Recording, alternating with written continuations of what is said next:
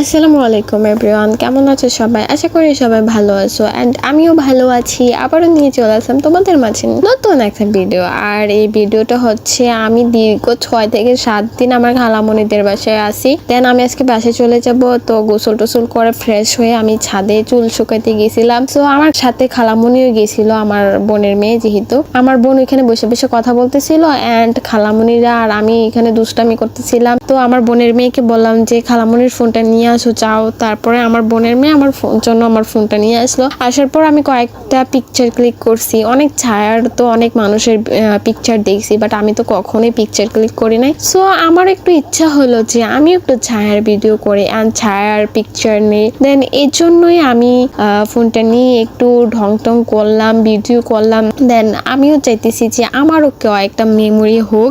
দেন আমিও কখনো এভাবে ছায়ার ভিডিও করি নাই বা ছায়ার পিকচার ক্লিক করি নাই। সো আমার হঠাৎ করে মনে হলো যে নেই, ভালো লাগতেছে, খারাপ তো লাগতেছে না। সো আমিও একটু ঢং টং করলাম, কইরা অনেকক্ষণ ভিডিও করলাম। দেন আমার বোনের মেয়ে আবার দাঁড়িয়ে দাঁড়িয়ে হাসতেছিল যে কালামণি কি করে। তো আমি বলতেছি কালামণি ভিডিও করতেছি। আর আমার বোন তো আমারে অলওয়েজ বলে আমি নাকি আমি যে তারা বলে মানে পাগল, আমি নাকি ভিডিও করেছি না, পাগল। বাট আমি জাস্ট এইগুলা একটু মেমোরি হিসেবে একটু যাতে আমার এই দিনগুলা আমি ক্যাপচার করে রাখি, কারণ আমার ভালো লাগে এগুলা। দেন এই জন্য আমি ক্যাপচার করে রাখি। সো আর কি বলবো, সবার ওপিনিয়ন তো এক না।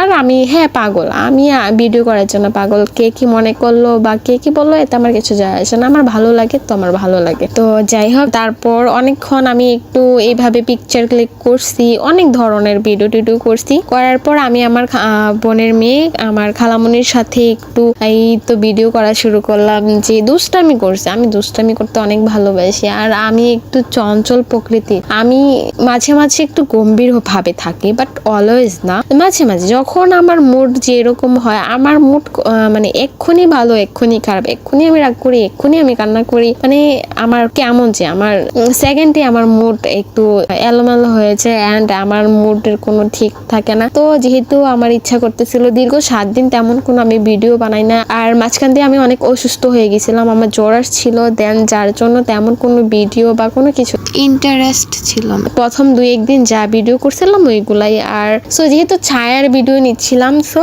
এই ছোটখাটো কয়েকটা ভিডিও নিলাম। নেওয়ার পর সো খালামণির সাথে অনেক দুষ্টামি করলাম। খালামণিও আমারে বলতেছে চলো খালামণি তোমার ছবি তুলে দিই।